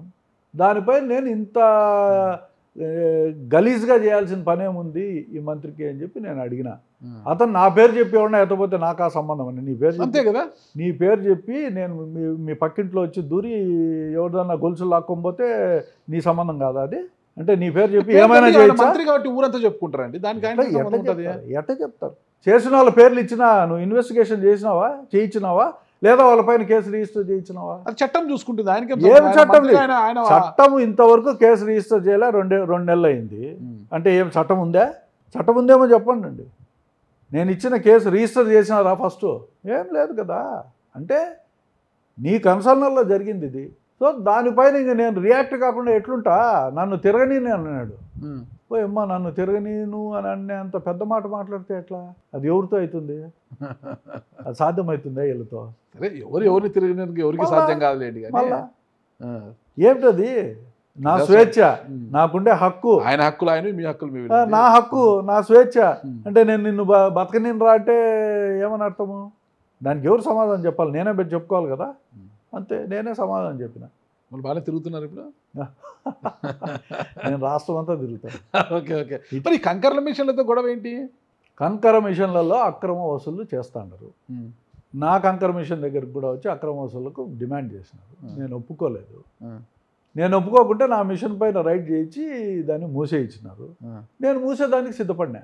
నేను డబ్బులుగా కట్టను. కప్పంగా కట్టే సమస్య లేదు ఎవరికి. నేను కప్పం కట్టను కాబట్టి నేను మూసేదానికి సిద్ధంగా ఉండే మూసినారు. అక్రమంగా నడుపుకుంటా అంటే కంకర మిషన్లన్నీ వాళ్ళ దగ్గర వసూలు చేసుకుంటాడు, తింటాడు. నిజంగా మీకు అంత మీరు సక్రమంగా అయితే కోర్టుకు పోండి, చట్ట ప్రకారం. కోర్టుకు పోయినాం. ఓకే, కోర్టులో రిలీఫ్ వచ్చింది. దాంట్లో ఏం ఇబ్బంది ఏం లేదు. ఓకే, అయినా మేము ఆడదలుచుకోలే ఈ ప్రభుత్వం చేసే దురాఘాతకాలు. ఎందుకంటే ఎన్నో ఉంటాయి దాంట్లో. అంటే చాలా వరకు టీడీపీలోనే చాలా మంది ఉన్నారంటే, చాలా మంది నాయకులు ఉన్నారు. రామప్రసాద్ రెడ్డి గారు ఒక్కడే కాదు కదా, అధికారంలో ఉన్నారు కాబట్టి ఎవరైనా చేయొచ్చు. ప్రతి దాన్ని కూడా మంత్రికి మీరు ఆపాదిస్తే ఎట్లా? ఇంతవరకు శ్రీకాంత్ రెడ్డి పనిచేస్తున్నాడు, పాల్కొండ నాయుడు పనిచేస్తున్నాడు, పాల్కొండ నాయుడు కొడుకులు ఉన్నారు, ఇంతమంది రాజకీయాల్లో ఉన్నారు. అంతకుముందు నారాయణ రెడ్డి ఉన్నాడు. ఇంత ఎవరి మీద ఎవరు ఇట్లాంటి తప్పుడు ప్రచారాలు ఎవరు చేయలే. ఈ సంస్కృతి ఎక్కడా లేదు. ఎక్కడో ఒక చోట ఇది స్టార్ట్ అయితేనే వస్తుంది తప్పనిచ్చి, దీన్ని ప్రశ్నిస్తాను తప్పనిచ్చి ఎవడు మిగతా వాళ్ళ మీద ఎవరు చేసుకోవడం లేదే. ఇప్పుడు ఈ బిల్లు స్టార్ట్ చేసినారండి. ఈ 5 ఏళ్లలో విపరీతమైన వసూలు స్టార్ట్ చేసినారు. ఒక్క నియోజకవర్గం కాదు, 175 నియోజకవర్గాల్లో కూడా ఇదే తంతు జరుగుతూ ఉంది. ఇది ఒక ప్రాక్టీస్. దోపిడీ చేయండి రా అని చెప్పి చంద్రబాబు నాయుడు చెప్తే వీళ్ళు దోపిడీ చేస్తాంటారు. ఏమన్నా అంటే చంద్రబాబు నాయుడుకి మేము డబ్బు ఇస్తాం కదా, లోకేష్కి ఎత్తపోయి డబ్బు ఇస్తాం కదా, ఏం ఊరికి చేస్తాడమా మేము ఇదే అని అంటాం. పులివెందుల కుప్పంలో కూడా జరుగుతుందా? పులివెందుల్లో బ్రహ్మాండంగా జరుగుతుంది. ఎలా? కుప్పం కథ నాకు తెలియదు. పులివెందుల్లో 175 అన్నారు కదా మీరు. అవును, పులివెందుల్లో ఇటీవల కాలంలో బరటీసు ఒకడు పాపం తీసాడు స్టాక్ పెట్టుకుంటే, రాత్రికి లారీలు పెట్టి బరటీస్ అంతా ఎత్తుకోమన్నారు 3. అది వేముల మండలము. చాలు, ఏమంది పులివెందులు కాదా? పులివెందుల నియోజకవర్గం. రాత్రి ఎత్తుకొని పోయినారండి. ఏమన్నా అర్థం ఉందా? వాడు ఎవడో మైనింగ్ చేసి ఎత్తుకొచ్చారు స్టాక్ పెట్టుకుంటే, రాత్రి ఎత్తుకొని పోయి అమ్ముకున్నారు. వేములకు రక్షణ కవచంగా ఉన్నారు పేర్ల సోదరులు, వాళ్ళని కాదని ఎవరు తీసుకోగలరు? ఇప్పుడు ఎవడు రక్షణ కవచంగా ఉన్నా జరిగిన ఇన్సిడెంట్ వాస్తవమా కాదా? ఓకే. ఇది ఇంతవరకు ఇటువంటివి జరిగినాయా? అంటే మీ అనుబంధ పత్రికలో వచ్చినంత మాత్రాన వాస్తవం అయిపోతుందా అని వాళ్ళు అంటున్నారు. ఇవి మీకు ఎట్లా తెలిసినాయి? అయితే మా పత్రిక చదివి మీరు మాట్లాడుతుంటారా, లేకుండా పోతే కనుక్కొనే కదా మాట్లాడేది? మీకు కూడా మీ నోటీస్కి వచ్చింటేనే కదా మీరు కూడా యాక్సెప్ట్ చేసి మాట్లాడుతుంటారు. ఇప్పుడు నా పత్రిక చదివి మాట్లాడతారా మీరు? తప్పది. ఒక ఇన్సిడెంట్ జరిగిన తర్వాత పత్రికల్లో రావడం అన్ని పత్రికల్లో వచ్చింది, ఒక పత్రిక కాదు. ఈ తరహా దోపిడీ ఇంతకుముందు ఎప్పుడు లేదు అంటున్నా. ఇటువంటి దోపిడీ లేదు ఇంతకుముందు. ఎవడైనా సరే ఎవరికైనా సహాయం చేస్తున్నారు, ఆ సహాయంకు ఏదైనా లబ్ధి తీసుకుంటున్నారేమో చేసుకోవచ్చు, అది వేరే కథ. బట్ ఇటువంటి దోపిడీ ఎవడో కష్టార్జితాన్ని మీరు ఎట్లా దోచుకుంటారు? అది చెప్పాలి కదా. నాకు లాభం చేసి తీసుకో, నా కష్టార్జితమ్మా, నేను కూలి పని చేసుకుంటే నా కూలిలో కూడా దోపిడీనా? ఇది ఒక ఊర్లో జరుగుతుందనే? అన్ని ఊర్లలో ఇదే ఉంది. ఇప్పుడు మీరంతా మంత్రితో ఢీ కొడుతున్నారు ఇక్కడ. మళ్ళా మంత్రితో ఢీ కొట్టేది మాకు మంత్రి ఒక లెక్క. 2029 అంత ఈజీగా ఉంటుంది అనుకుంటున్నారు రాయచోటి మీరు? వాక్ ఓవర్ సీట్ అండి, వాక్ ఓవర్ సీట్. ఈ రాష్ట్రంలో సరికొత్త రికార్డు ఒకటి నెలకొల్పుతాం. రాష్ట్ర వ్యాప్తంగా కూడా మంత్రితో ఢీ కొట్టడం ఈజీ. అరే ముఖ్యమంత్రి కథ మాట్లాడు, ఏదన్నా ఉంటే మంత్రి గురించి ఏదన్నా ఉంటే ముఖ్యమంత్రి గురించి మాట్లాడండి చెప్తా. ఓకే ఓకే సరే, ఒక విషయం చెప్పండి నాకు. మీరు చాలా కాలం పాటు టీడీపీలో పనిచేశారు, ఎన్నో మహానాడులు చూసింటారు కదా. కడప మహానాడుకి ఆ మహానాడుకి తేడా ఏంటి? కడప మహానాడు విజయవంతమైందా లేదా మనస్ఫూర్తిగా చెప్పండి. నేను ఇన్ని మహానాడులు చూసినా, అన్ని మహానాడులో మామూలుగా చంద్రబాబు నాయుడు పొగుడుకుంటున్నారు అందరూ. ఈ మహానాడులో తేడా ఏంటంటే లోకేష్ని బాగా పొగిడినారు, అంతే. తప్ప నుంచి ఏం పెద్ద తేడా ఏం నాకు కనపడదు. ఆ జనము, ఆ కోలాహలం కనిపించలేదా? జనం ఎవరు పెట్టినా వస్తారండి, వస్తారు. జనానికి ఏముంది, తోలుకుంటే ఎంతమందిని వస్తారు. ఆర్టీసీని వాడుకున్నారు, స్కూల్ బస్సులు వాడుకున్నారు, డాక్రా మహిళలను అందరినీ తీసుకొచ్చి ఆడబెట్టినారు. మీరే సిద్ధం సభలు కదే చేశారు కదా. ఇప్పుడు సిద్ధం సభల్లో డాక్రాలు వసూలు తెచ్చే అవకాశం ఉండిందే, కోడ్ వచ్చింది కదండి. మీరు అట్లా మాట్లాడితే ఎట్లా? పార్టీ డాక్రా మహిళల్ని ఎవరైనా ఐడి కార్డు వేసుకొని రారు కదా. రారు, మీరు పోయి అడిగితే తెలుస్తుంది. ఎంత కఠినంగా వాళ్ళపైన యాక్షన్ తీసుకుంటామని చెప్పి బెదిరించి అందరినీ వసూలు చేసి ఆడబెట్టినారని. ఇప్పుడు నరేంద్ర మోడీ సభకు తీసుకుపోయినారు అంటే నేను ఒప్పుకుంటాను. ప్రధానమంత్రి ఏదన్నా సందేశం ఇస్తాడు జాతికి. అదేది అమరావతిలో శంకుస్థాపన చేసేదానికి ఆ రోజు తోలినారు, రాష్ట్ర వ్యాప్తంగా తోలినారు కాబట్టి ఓకే, అది వేరే ఇష్యూ. నీ మహానాడుకు నిన్ను పొగిడేదానికో, నీ కొడుకును పొగిడేదానికోసమో ఇంతమంది జనాన్ని ఎతకచాడబెట్టి నీ ఆర్భాటం చూపించేది ఉందే? అవసరమా? అది ఏం పని ఉందో అంతే. ఈరోజు మీ తమ్ముడు జిల్లా అధ్యక్షుడిగా, మీ మరదలు ఎమ్మెల్యేగా ఉన్నప్పుడే కడప సక్సెస్ అయింది. సుధీర్ అంటే దాదాపు 3 దశాబ్దాల తర్వాత కడప కంచుకోటను వైసీపీ, అంటే అప్పుడు కాంగ్రెస్ ఇప్పుడు వైసీపీ, ఆ కంచుకోటను బద్దలు కొట్టి టీడీపీ జెండా నాటిన బలంగా పాతిన ఘనత రెడ్డప్ప గారి కుటుంబానికి దక్కింది. అదే రెడ్డప్ప గారి కుటుంబంలో ఒకరు జిల్లా అధ్యక్షులు, ఓ పోలిట్ బ్యూరో, ఓ వాళ్ళ సతీమణి ఎమ్మెల్యే. ఈ సమయంలోనే మహానాడు సక్సెస్ అయింది. అక్కడ ఈ మహానాడు సక్సెస్ అయ్యేది సక్సెస్తోనే కదా. శ్రీనివాసరెడ్డి గారు ఆనంద బాష్పాలు అలా వెల్లువెత్తి ఆయన బోరుమని ఏడ్చేసి తండ్రి లాంటి చంద్రబాబు నాయుడు గారిని ఆలింగనం చేసుకుని ఆయన ఓదార్చడంతో జరిగింది. అది వాళ్ళ వ్యక్తిగతంలే. వాళ్ళు ఏం చేసుకున్నారు, ఆ స్టేజ్ పైన ఏం నటించినారు అనేది వాళ్ళిద్దరికే తెలుసు. మనకేం తెలుస్తుంది వాళ్ళు. మహానాడు సక్సెస్ అంటే ఒప్పుకోరు మీరు. ఏ మీటింగ్ అయినా సక్సెస్ అనే చెప్తారు కదా. అది పెద్ద ఇష్యూ కాదు. అది సక్సెస్ అయింది అని కొత్తగా చెప్పుకోవాల్సిన పని లేదు. మీరు అదే లైన్లోనే ఉంటారు. ఓకే తీసుకుంటే ఇప్పుడు మరి కూటమి అధికారంలోకి వచ్చిన తర్వాత అరెస్ట్ల పరంపర కొనసాగుతుంది. పోసాని కృష్ణమూర్తి, వల్లభనేని వంశీ గారు పాపం, అసలు వల్లభనేని వంశీ ఎంత స్మార్ట్గా ఉంటాడు. ఆయన పిఎస్ఆర్ ఆంజనేయులు, ఐపీఎస్ అందరూ పోతున్నారు. ఐపీఎస్ కూడా జైలుకి. ఇప్పుడు వల్లభనేని వంశీ గారి యొక్క నిజ స్వరూపాన్ని చూపించారు. ఆయన నిజంగా ఎలా ఉంటాడు ఆయన అనేది. అంతవరకు ఆయన మేకప్ చేసుకొని రంగులు వేసుకొని తిరిగేవాడా, నిజంగా వల్లభనేని వంశీ ఇలా ఉంటాడనేది కనిపించింది అందరికీ కూడా. చాలా దారుణమైన వల్లభనేని వంశీ అతి కష్టమైన బయటకు వచ్చాడు. పోసాని కృష్ణమూర్తి గారు, ఇలా అందరూ వాళ్ళు బయటకు వచ్చారు. ఇప్పుడైతే ఓఎస్డి కృష్ణమోహన్ రెడ్డి గారు, ఐఎస్ ధనంజయ రెడ్డి గారు, పిఎస్ఆర్ రామాంజనేయులు గారు, వీళ్ళందరూ కూడా, గోవిందప్ప గారు ఉన్నారు, మళ్ళా రాజ్ కేసిరెడ్డి లిక్కర్ కేసులో వాళ్ళు లోపల ఉన్నారు. ఇతర కొన్ని కేసులు ఎవరికి వాటి వాళ్ళంతా లోపల ఉన్నారు. ఇటీవల సాక్షిలో కృష్ణంరాజు చేసిన వ్యాఖ్యలకు అమరావతి రాజధాని వేశ్యాల రాజధాని అని చేసిన దాంతో కొమ్మినేని శ్రీనివాస్ గారు వచ్చి వీళ్ళందరూ కూడా అరెస్ట్ అయ్యారు. ఎలా చూస్తారు ఈ అరెస్టులు అందరికీ కూడా? ఇది ఒక సాంప్రదాయం స్టార్ట్ అయిపోయింది. చంద్రబాబు నాయుడు గారు ఈరోజు ఎవరి మీద కసితో పరిపాలన చేస్తాననేది ఆయనకు అర్థం కావాలి. ప్రజలపైన నీకు నమ్మకం, విశ్వాసం ఉండి వాళ్ళకి ఏదైనా సేవ చేయాలనుకున్నావా, కేవలం ఒక రాజకీయ పార్టీకి సంబంధించిన వ్యక్తులను అందరినీ అరెస్ట్ చేసి ఒక ఆనందం పొందాలనుకున్నావో ఆయనకే తెలియాలి. నేను ఇక్కడ నీ స్కాములు ఏమన్నా ఉన్నాయి, ఏమన్నా మీరు కేసులు రిజిస్టర్ చేస్తుంటారు, అరెస్ట్ చేస్తుంటారు, సరే ఏదో మీకు జరిగిందని చెప్పి మీరు ఈ పనులన్నీ చేస్తానట్టే కనపడతాను తప్పనిచ్చి ఐఏఎస్ ఐపీఎస్ ఆఫీసర్లకు వాళ్ళ లిమిటేషన్స్ ఎంతవరకు ఉంటాయనేది కూడా మీకు తెలుసు. వాళ్ళేమో ఒక ఎస్ఐనో ఒక సిఏగా మాదిరి ప్రవర్తించే అవకాశాలు ఉండవు. ఏమైనా ఉంటే జనరల్ ఇన్స్ట్రక్షన్స్తో పోతూ ఉంటారు. కింద పనిచేయాల్సిన వాళ్ళు అన్నీ చూసుకుంటారు. ఒక తహసీల్దార్కు కలెక్టర్ నువ్వు ఇది చేయి 5 మందికి దొంగ పట్టాలి అంటే అతను ఊరికనే ఇవ్వడు కదా. అతను లాభం ఉంటే ఆ ఇన్స్ట్రక్షన్స్ నా ఊరికి అట్లా చెప్పించుబ్బా నేను చేస్తాను అనే ఒక ఇది ఉంటే తప్పనిచ్చి ఏవి జరగవట్లేదు. ఇక్కడ కూడా ఏమవుతుందంటే వాళ్ళు ఏమీ చెప్పాల్సిన పనిలే, కావాల్సికల్లా వాళ్ళని తీసుకొచ్చి ఇరికిచ్చి దొంగ సాక్ష్యాలు పుట్టించి వాళ్ళందరినీ లోపలేసినారు. ఇది కంటిన్యూ అవుతుంది. ఇంకా ఇటువంటి మీరు చేసినంత మాత్రం మేమంతా గమ్మ ఉంటామా? మీరు కూడా అంటున్నారు 2.2 చాలా దారుణంగా ఉంటుంది. 100% ఒక రెడ్ బుక్ మీరు రాస్తే మేము మనిషికి 100% ఉంటుంది. ఉండకుండా పోయేదానికి అవకాశం లేదు. ఒకరికి జరిగిన తర్వాత ఈ నష్టాన్ని పూడ్చాల్సిన బాధ్యత ఉంది కదా. తమాషా కాదు కదా ఇది. నీ ఇష్టం వచ్చినట్టు ప్రజాస్వామ్యంలో ఉండే హక్కులన్నీ హరించేసి నువ్వు అరెస్ట్ చేసి లోపలేస్తే నువ్వు వేస్తే 3 నెలలు వేస్తావు, 2 నెలలు వేస్తావు. సిద్ధమైనారు అందరూ. జగన్మోహన్ రెడ్డితో సహా కార్యకర్త వరకు కూడా అందరూ జైలుకు పోయేదానికి సిద్ధపడిపోయినారు.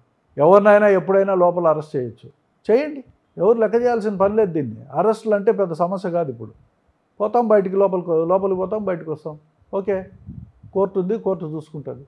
ఏం చేస్తాం ఇప్పుడు? ఏమన్నా ఆయనకు ఎవరి మీదనో ఫ్రస్ట్రేషన్ ఉంది చంద్రబాబు నాయుడు. ఇంత ఫ్రస్ట్రేషన్లో నేను ఎప్పుడు ఆయన లైఫ్లో ఎన్నో సంఘటనలు చూసినా కానీ హుందాగా ప్రవర్తించిన వ్యక్తి చంద్రబాబు నాయుడు గారు. ఇప్పుడు ఇంత దిగజారి రాజకీయాలు చేస్తానంటే అర్థమే కావడంలా. ఏంది ఇది అరెస్టులు? నీ మనసుకు అంత గాయం అయిందా అని? గాయం మెయింటైన్గా చేస్తుంటారు. ఎందుకు గాయమైంది?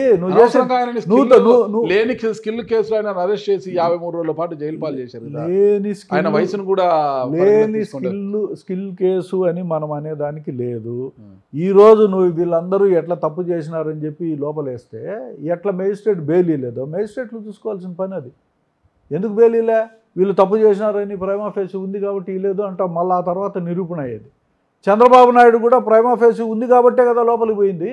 ఆయన లేదు అని కన్నా నమ్మింటే, నీ మాదిరో నా మాదిరో నమ్మింటే ఆయన ఆ రోజు ఇమీడియట్గా మరుసటి రోజు బెయిల్ ఇస్తారు కదా. ఇందుకు కుట్ర ఏంటంటే అతను బెయిలే పెట్టుకోలే. 53 రోజులు కూడా బెయిల్ పెట్టుకోలే.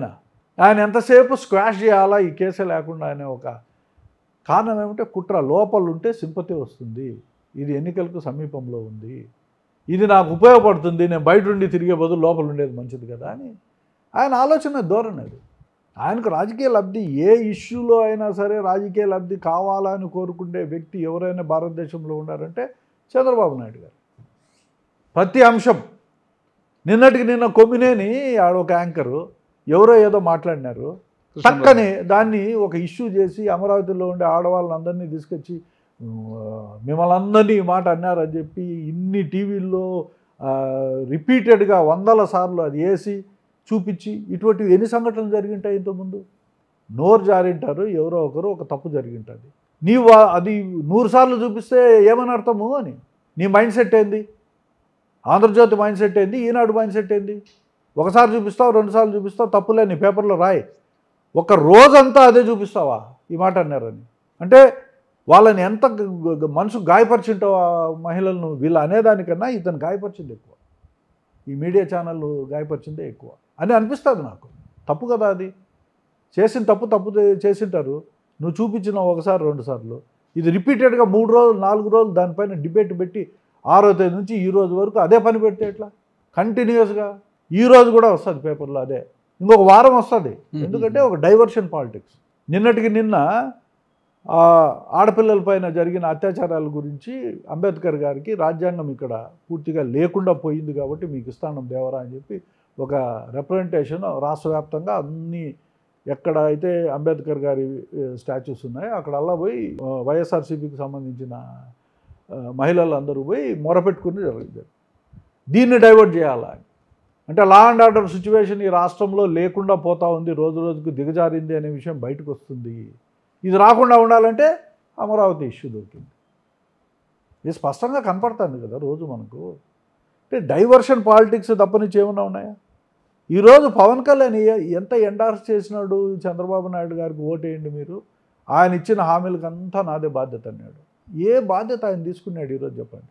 లాస్ట్కు 30,000 మంది మహిళలు అదృశ్యమైనారు. సుగాలి ప్రీతి కేసు అంటాడు, ఈరోజు ఎక్కిల్ నవ్వుకుంటా అంటాడు.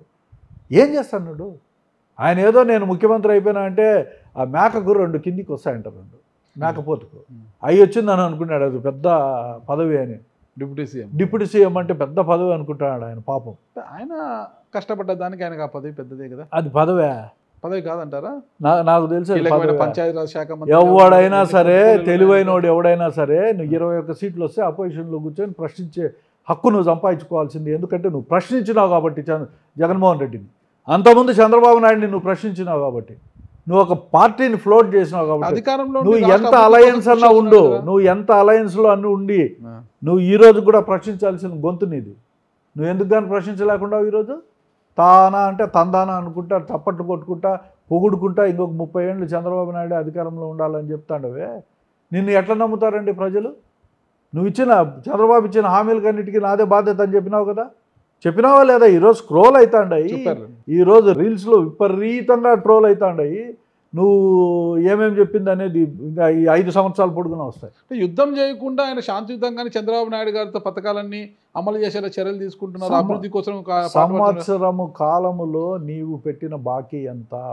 ఈరోజు మైనారిటీసు నిన్ను నమ్మి చంద్రబాబు అయితే ఇస్తాడు అని నీకు పదైదు అని బఫూన్ల చేత చెప్పించి మోసం చేసి దాన్ని సోషల్ మీడియాలో వాడుకొని, నీ టీవీల్లో వాడుకొని, ప్రజల మీద ఇంప్రెషన్ క్రియేట్ చేసి నీవు ఆ ఓట్లు ఇచ్చుకునే వాళ్ళ దగ్గర. ఎందుకంటే కొంత మిగతా సెక్షన్ల కంటే వీళ్ళు ఒక 4 పిల్లలు ఎక్కువ ఉండొచ్చు అక్కడ మైనార్టీస్లో. వాళ్ళందరూ మాకు డబ్బులు వస్తాయని చెప్పి నిన్ను నమ్మి ఓట్లు వేసినారు. ఏమైనా లాస్ట్కు పిల్లలు చదివించుకోలేని పరిస్థితికి వచ్చినారు. పేదరికంలో ఉండేవాళ్ళు. వాళ్ళు 15,000 ఇస్తా అని మోసం చేస్తావా? ఎంతమంది ఉంటే అంతమందికి అని చెప్తావా? చెప్పినోడు కనీసం ఒక్కరికన్నా ఇచ్చిండొచ్చు కదా. మొదటి సంవత్సరం, 2వ సంవత్సరం 2 వాళ్ళకు, 3వ సంవత్సరం 3 వాళ్ళకి ఇస్తాలే, నా పరిస్థితి బాగా చెప్పుకోవచ్చు కదా. ఇద్దరికన్నారు, ఒకరికి ఇచ్చారు. ఒకరికి కూడా 1 నెల కరెంటు బిల్లు ఎక్కువ వచ్చినా కూడా కట్ అన్నారు. అదొక్కటే కాదు నిరుద్యోగ భృతి. ఏంది? ఏమైపోయినారు వీళ్ళంతా? చదువుకున్న వాళ్ళంతా వీళ్ళందరూ నీ మీద ఆశ పెట్టుకొని యంగ్స్టర్స్ అంతా ఓటేశారు వీళ్ళ మాటలు నమ్మి. లాస్ట్కి ఏమైంది వాళ్ళ బతుకు? 3,000 రూపాయలు కూడా గతి లేదా? నెల కనీసం అప్లికేషన్లు పెట్టుకునేదానికి, 4 బుక్కులు కొనకొచ్చుకొని చదువుకునేదానికి, ఎగ్జామ్స్కి ప్రిపేర్ అయ్యేదానికి కూడా ఉపయోగపడేది కదా. 20 లక్షల ఉద్యోగాలు.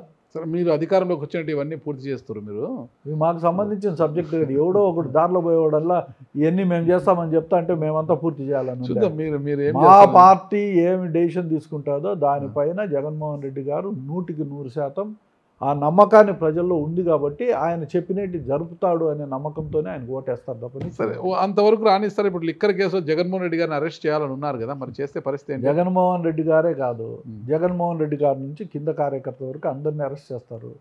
వాళ్ళ ఆనందం వాళ్ళది. చేయనియండి, మేము లోపలికి పోతాం, లోపలికి పోయేదాన్ని సర్వసిద్ధంగా ఉన్నాం. ఎన్ని నెలలు పెడతారు లోపల? ఇంకొక 3 నెలలు పెడతారా, 6 నెలలు పెడతారా? ఓకే. సరే, ఓవరాల్గా అన్నిటికీ సంసిద్ధమై ఉన్నారనమాట. అన్నిటికీ సంసిద్ధంగానే ఉండాం. వైసీపీని మళ్ళా రాష్ట్రంలో అధికారం 100% రాయచోట్ల వైసీపీ 100% వైసీపీకి అధికారంలోకి ఇవ్వాల్సిన బాధ్యత ప్రజలకు ఉంది. కనీసం చెప్పిన మాట అన్నా నిలబెట్టుకునే శక్తి సంపన్నుడు ఎవడన్నా ఉన్నాడంటే ఈ రాష్ట్రంలో జగన్మోహన్ రెడ్డి గారు ఒక్కరే. ఇంతవరకు ఎంతమంది ముఖ్యమంత్రులు పనిచేసినారో వాళ్ళల్లో జగన్మోహన్ రెడ్డి గారు ప్రగాఢమైన విశ్వాసము, నమ్మకంతో ఒక ముద్ర వేశారు. చంద్రబాబు నాయుడు గారు మాత్రం అబద్ధాలు చెప్పి అధికారంలోకి ఏ రోజు రాలేదు. ఫైనల్గా ఒకటి నాకు ఆన్సర్ చేయండి మీరు. ఎందుకంటే గతంలో చాలా సంవత్సరాలు టీడీపీలో ఉన్నారు కదా మీరు. పాల్కొండ రాయుడు గారు చనిపోయినప్పుడు తెలుగుదేశం పార్టీ నుంచి సీనియర్ ఎవరు కూడా రాలేదు. ఏం కారణం ఏమంటారండి? వాడుకొని వదిలేసే రకాలు కదా. ఏమో ఎన్ని మనకు తెలియదు ఏం కాదు. పాల్కొండ రాయుడు ఎంత సీనియరు, చంద్రబాబుకు సమకాలికుడు. ఇద్దరు 78లో ఎమ్మెల్యేలు అయినారు. చాలా క్లోజ్గా కూడా ఉండేవాళ్ళు అని చెప్పుకుంటా అంటారు. చంద్రబాబు చెప్పుకుంటా అంటారు, నేను పాల్గొన్నాడు ఒకటేసారి ఎమ్మెల్యేలు అయినాము, మేమంతా రాజశేఖర రెడ్డి అంతా కలిసి ఉన్నాము అని చెప్పి చెప్పుకునేవాళ్ళు. ఓకే, ఒక మిత్రుడు, నీ సమకాలికుడు, ఈరోజు నీతో పాటు 35 సంవత్సరాలు 40 సంవత్సరాలు నీ పార్టీలో ఉండి పనిచేసిన వ్యక్తి, ఆ వ్యక్తి చనిపోతే నీ కొడుకేం పెద్ద ఆడ అడ్మినిస్ట్రేషన్లో పెద్ద పులే? వచ్చి నీ కొడుకు వచ్చి చూసిపోలేడా? ఏం పెరుపుతాడు? మళ్ళీ జనరల్ సెక్రటరీ పదవి అంట, శాఖలంట, ఏదో మైల్ అవుతుందా వచ్చి చూసేదానికి? ఏమవుతుందా? రాష్ట్ర అభివృద్ధిలో అంటే ముఖ్యమంత్రి రాలేదనుకోబ్బా, నీ కొడుకు వచ్చి చూసిపోవచ్చు కదా. చంద్రబాబు తర్వాత ఆ స్థాయిలో ఉన్నారు కదా, రాష్ట్ర అభివృద్ధిని రాష్ట్రాన్ని అభివృద్ధిలో పరుగులు పెట్టించిందంటే బిజీగా ఉంటారు కదా. అదే అందరూ నమ్ముతా ఉంటారు అది. ఈరోజు లోకేష్ వల్లే పరుగు పెడుతుంది, అభివృద్ధి అంతా వచ్చేస్తుంది, లోకేష్ అంతా అభివృద్ధి చేస్తున్నాడని ఈరోజు ప్రజలంతా నమ్మకంతో ఉన్నారు. ఒకటి మీరు గమనించాలి, లోకేష్ గారు మంత్రి స్థాయిలో ఒక ప్రధాని ఎవరిని కూడా పిలిచి మాట్లాడింది లేదు నాకు తెలిసి. లోకేష్ గారిని పిలిపించుకొని మాట్లాడారు ఆయన అంటే మరి లోకేష్ గారు పరిణితి చెందిన నాయకుడు కాదంటారా? అది కూడా 1.25 సేపు కూర్చున్నారంట, లంచ్ చేశారు, డిన్నర్ చేశారంట. అంతేనా? ఇప్పుడు మన ట్రంప్ అని ఒక ఆయన ఉన్నాడు, అమెరికా అధ్యక్షుడు, మనకు డొనాల్డ్ ట్రంప్. ఎలన్ మస్క్ అని ఒక ఆయన ఉన్నాడు, ఆయన కొడుకుని కూడా ట్రంప్ ఎత్తుకున్నాడు. పిల్లనాయళ్ళు ఉంటారు, పిల్లోళ్ళు వస్తూ ఉంటారు, వాళ్ళను ప్యాంపర్ చేసేది పెద్దోళ్ళకు అలవాటే కాబట్టి ఏం బాబు బాగుండావా అంటారు అనుకో, దాన్ని ఒక కథ అల్లి ఈడ నువ్వు మీడియాకి చెప్తావా? నన్ను పెద్దగా పొగిడినాడు, నేను స్టాన్ఫోర్డ్లో చదివినా అని చెప్పినా, లేకుండా పోతే నాకు ఇంత బాగా ఇంగ్లీష్ వచ్చు, నేను ఇవన్నీ చేస్తాడా అని నా విజన్ అంతా చెప్పినా అని చెప్పి నువ్వు చెప్పుకుంటే ఆయన పొగిడినాడు అని ఏమన్నా ఉందా? ఎవడు ఈ పిల్లోడు అని అడిగింటాడు, నా కొడుకు సార్ అని చెప్పింటారు. నా కొడుకు సారా ఏమో బాగుండావా అని అంటాడు. నేనంటా కదా చిన్న చిన్న పిల్లల్ని అందరూ, ఏమరా బాగుండావా నువ్వు, మీ నాయన బాగుండవురా, నువ్వు మంచోడిరా, భలే బాగుండవు నువ్వు అంటావు కదా. అంతే ఇది కూడా. దానికేంది పెద్ద ఎగ్జిబిషను? నరేంద్ర మోడీ స్థాయికి ఒక చిన్న మంత్రిని, లేకుంటే ఈ చంద్రబాబు కొడుకు కాబట్టి ఆ స్టేజ్ పైన ఆయనకు అవకాశం వచ్చింది కాబట్టి, అంటే వాళ్ళ ఆయన కొడుకుని పిలుచుకొని ఆడు పెట్టుకున్నాడు, నరేంద్ర మోడీకి చూపించాలా. చూపించినప్పుడు ఏం పలకరీకుండా ఉంటాడా ఎవడైనా? అదే వచ్చింది అపాయింట్మెంట్ ఇచ్చారు మంత్రులకు, ముఖ్యమంత్రికి ఏం అపాయింట్మెంట్ ఉందాడా? ఏం అపాయింట్మెంట్? అడుక్కుంటే ఎవడైనా ఇస్తాడు అపాయింట్మెంట్, 1-10 సార్లు అడుక్కుంటే. సరే, ఓవరాల్గా వైసీపీ, మీరు ఇక్కడ మాజీ ఎమ్మెల్యే ప్లస్ హిందూపురం పరిశీలకులుగా ఉన్నారు కదా, పార్లమెంట్ పరిశీలకులు, భవిష్యత్తు లక్ష్యం ఏంటి రమేష్ రెడ్డి గారు అంటే ఏం చెప్తారు? నాకు ఒకటే లక్ష్యం, జగన్మోహన్ రెడ్డి గారిని మళ్ళా ముఖ్యమంత్రిని చేసే బాధ్యత తీసుకున్నాము. దీనికోసం వీలైన కాడికి ఆయన చెప్పిన ఏరియాల్లో నేను పనిచేసి ఆ ఇంపాక్ట్ని క్రియేట్ చేసి ఆయన మనస్తత్వాన్ని ప్రజల్లోకి తీసుకుపోయి తిరిగి ఒక సంపన్నమైన రాష్ట్రంగా జగన్మోహన్ రెడ్డి ఒకడే చేయగలడు ఈ రాష్ట్రాన్ని నేను ఒక నమ్మకంతో పనిచేస్తాను. ఖచ్చితంగా మీ ఆశయం నెరవేరాలని నేను కోరుకుంటున్నా. థ్యాంక్ యూ అన్న, నమస్తే. Thank you very much. Thank you.